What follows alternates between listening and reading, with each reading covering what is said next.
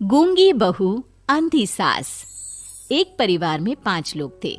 ओम प्रकाश, उनकी पत्नी सुमित्रा, बहू भावना, बेटा राहुल और एक थी उनकी बेटी प्रियंका।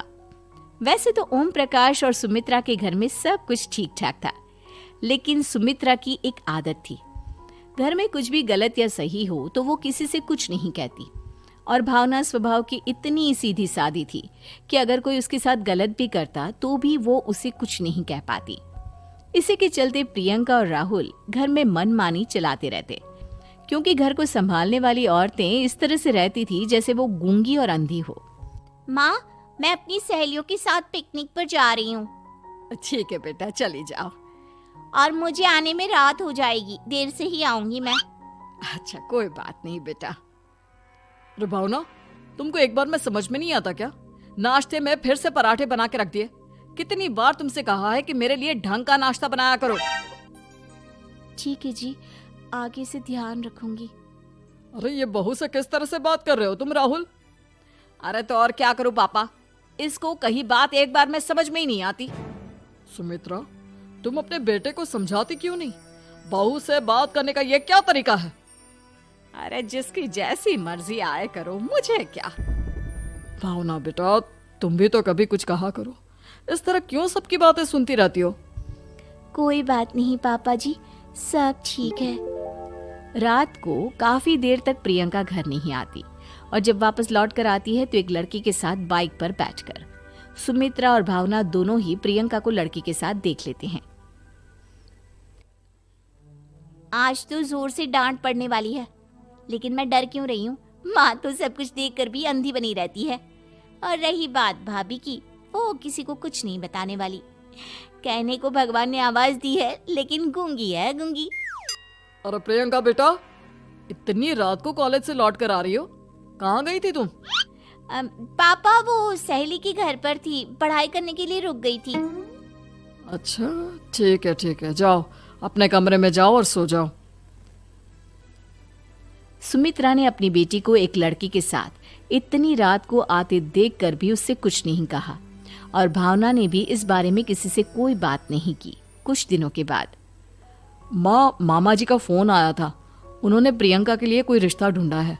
लड़के वाले उसे देखने आ रहे हैं। अरे मुझे नहीं करनी शादी वादी, किसी लड़की को बुलाने की कोई जरूरत नहीं है। ये तुम क्या कर रही हो प्रियंका बेटा? तुम्हारी शादी की उम्र हो चली है और तुम्हारे मामा जी ने बहुत अच्छा रिश्ता बताया है। पापा, अब जिद क्यों कर रहे हैं? और आप क्यों मेरी मर्जी के खिलाफ शादी कराना चाहते हैं? अरे माँ, इसको समझाइए ना। आपकी बेटी, आप तो बस चुपचाप सब कुछ होते हुए भी देखती रहती हैं। अरे तो क्या कहूँ, और मेरे कहने से क्या हो जाएगा? वैसे भी गलत क्या हो रहा है, सब कुछ सही तो है। भावना बहू, देखो तो प्रियंका हमारी बात नहीं समझेगी, लेकिन वो तुम्हारी हम उम्र है। क्या पता तुम्हारे कहने से उसे कुछ समझ में आ जाए। नहीं पापा जी, मेरे कहने से कुछ नहीं होगा। मैं प्रियंका को कैसे समझा सकती हूँ? वो ननद है मेरी, कहीं मेरी किसी बात का बुरा मान गई तो? सुमित्रा और भावना में से कोई भी प्रियंका को कुछ नहीं समझाता। इस बात से राहुल और ओम प्रकाश जी दोनों ही परेशान हो जाते हैं। और फिर जब लड़का प्रियंका को देखने के लिए आता है, मुझे आपकी बेटी बहुत पसंद है, मैं उसके साथ शादी करने के लिए तैयार हूँ। देखो, मुझे तुमसे शादी नहीं करनी, और ये बात जितनी जल्दी समझ में आ जाए अच्छा रहेगा। अरे तो फिर आप लोगों ने मुझे यहाँ बुलाया ही क्यों? माफ कर दो बेटा, वो हमारी बेटी जरा गुस्से में है, हम उसे समझाने की कोशिश करते हैं। हाँ, देखिए आप नाराज मत होइए, वो तो उसने बस ऐसे ही कह दिया होगा। अरे कोई ऐसे ही कुछ कहता है क्या? और ये आपकी पत्नी और माँ, ये दोनों इस तरह चुपचाप क्यों बैठे हैं, जैसे इस घर के मेंबर ही ना हो? आपके घर में सब कुछ ठीक तो है ना? अरे सब कुछ ठीक है बेटा। सुमित्रा, समझाओ ना अपनी बेटी को। अरे क्या समझाऊं, क्या होगा समझाने से? सब ठीक ही तो हो रहा है, गलत क्या हो रहा है? भावना, प्रियंका को अंदर लेकर जाओ और उससे समझाओ कि कितना अच्छा रिश्ता है। इतना अच्छा लड़का है, इस तरह से बिहेव ना करे। नहीं जी, मैं किसी से कुछ नहीं कह सकती जी। अरे अजीब परिवार है, मुझे तो यहाँ से निकलना पड़ेगा। इस तरह से तो आपकी बेटी की शादी किसी से नहीं हो सकती। जिसके घर की औरतें गूंगी और अंधी बनकर बैठ जाए, उस घर का कुछ नहीं हो सकता। ओम प्रकाश और राहुल सुमित्रा और भावना की हरकतों की वजह से बहुत परेशान हो जाते हैं। एक दिन वो दोनों आपस में बात करते हैं। पापा, समझ में नहीं आता कि भावना और माँ को कैसे समझाया जाए। सही कहते हो बेटा, तुम और मैं काम के सिलसिले में सारा दिन घर के बाहर रहते हैं और घर की दोनों औरतें जिन्हें सारा घर संभालना चाहिए गूंगी और अंधी बनकर बैठी हैं। पापा आप ही बताइए इसका क्या उपाय है। मेरी तो कुछ समझ में नहीं आता बेटा, लेकिन हमें कुछ तो करना पड़ेगा क्योंकि इन सब की वजह से प्रियंका बहुत ज्यादा बिगड़ती जा रही है। तुमने देखा उसे किस तरह से बिहेव किया था। अरे लेकिन पापा हम करेंगे क्या? हमें एक नाटक करना होगा। कुछ दिनों के लिए हम भी गूंगे और बहरे बन जाते हैं, उसके बाद इन दोनों औरतों को अकल आएगी। हाँ पापा, शायद आपकी बात ठीक है। हम दोनों हर बार बात को संभाल लेते हैं और इसी वजह से माँ और भावना कुछ भी करने की कोशिश ही नहीं करते। और फिर अगले दिन, भावना, नाश्ते में क्या बनाया है? जी पराठे बनाए हैं। मेरे लिए पोहा बना दो। अच्छा जी ठीक है, अभी बना देती हूँ जी। बहू, नाश्ते में क्या बनाया है? पापा जी पराठे हैं और पोहे बन रहे हैं। अरे बहू, मुझे तो उपमा खाने का मन था, मेरे लिए उपमा बना दो। ठीक है पापा जी, अभी बना देती हूँ। भाभी जल्दी से जरा मेरा कॉलेज का टिफिन तो पैक कर देना। और सुनो, मुझे ना भिंडी की सब्जी खाने का मन है। सुमित्रा चुपचाप बैठी बैठी सब कुछ देख रही थी। उसने किसी से कुछ भी नहीं कहा और ये देखकर भावना को मन ही मन गुस्सा आ रहा था, लेकिन वो किसी से कुछ नहीं कह रही थी। उसे लग रहा था कि ओम प्रकाश जी जो हमेशा उसकी साइड लेते थे वो भी आज चुपचाप बैठे हुए थे। शाम के वक्त प्रियंका अपने बहुत सारे दोस्तों को लेकर घर आती है और उधर दूसरी तरफ से राहुल भी अपने ऑफिस के दोस्तों को लेकर घर आ जाता है। प्रियंका अपने कमरे में तेज म्यूजिक चलाकर डांस करती है और राहुल अपने दोस्तों के साथ बैठकर जोर जोर से हंस रहा था।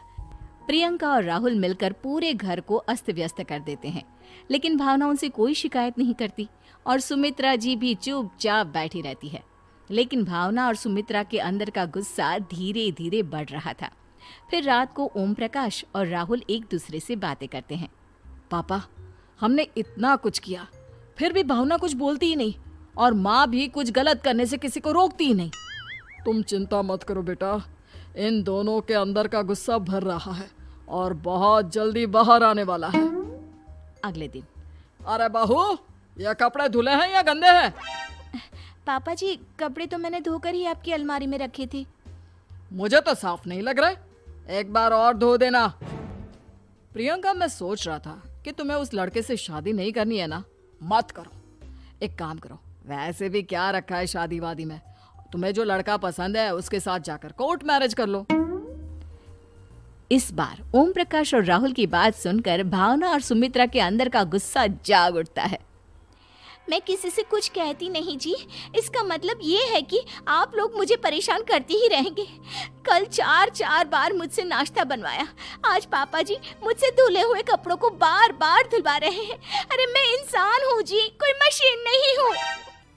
तुम दोनों ने मिलकर इस घर की कैसी हालत बना दी है और अपनी बहन को भागकर शादी करने के लिए कह रहे हो। तुम भाई हो या दुश्मन? ओम प्रकाश और राहुल जोर जोर से हंसने लगते हैं। अरे इसमें हंसने की क्या बात है? हम लोग यहाँ इतने परेशान हो रहे हैं जी, तुम लोगों को ऐसी हरकत करने के बाद भी हंसी आ रही है। ये क्या कर रहे हैं जी आप दोनों? यही तो हम चाहते थे कि सुमित्रा तुम अंधी होकर ना बैठी रहो। घर में कुछ भी गलत हो तो उसे रोकने की कोशिश करो। और भावना, तुम अपने साथ हो रहे गलत व्यवहार पर भी कभी मुंह नहीं खोलती, ये सही बात नहीं है। मैं चाहता था कि तुम्हारी भी जुबान खुले, तुम गलत बात का विरोध करो। गूंगी बहू और अंधी सास की ये जोड़ी इस घर में अब नहीं चलेगी।